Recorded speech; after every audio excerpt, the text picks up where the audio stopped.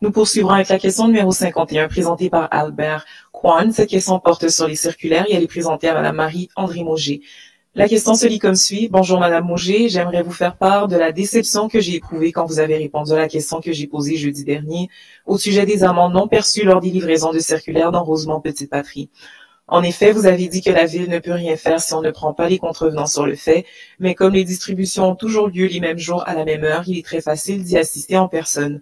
En tant que responsable de la transition écologique, il est donc triste de vous voir prendre la défense d'une entreprise polluante au lieu de faire respecter les règles en vigueur, comme l'espéraient les citoyens, dont je fais partie, qui se sont donné la peine de relever 25 000 infractions pour aider la cause environnementale, ce qui, je le rappelle, aurait rapporté 100 millions de dollars à la ville. Pourquoi se donne-t-on la peine d'adopter des règlements si on n'y donne pas suite? J'inviterai Madame Marie-André Mauger à prendre parole. Merci beaucoup, Monsieur Kwan, pour la question.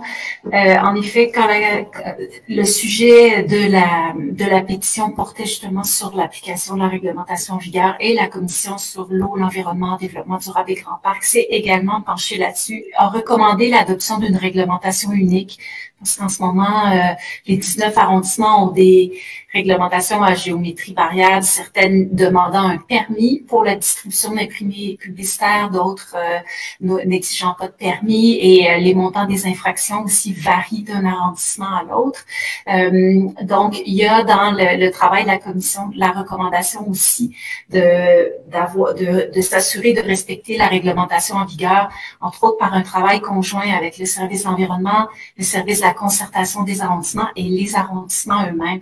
Donc, dans les médias, on le sait qu'il y a des ajustements à apporter dans la suite des choses, et puis tout ça va faire partie de la réponse que le comité exécutif formulera aux membres de la commission sur l'eau, l'environnement et les grands parcs. Je vous remercie.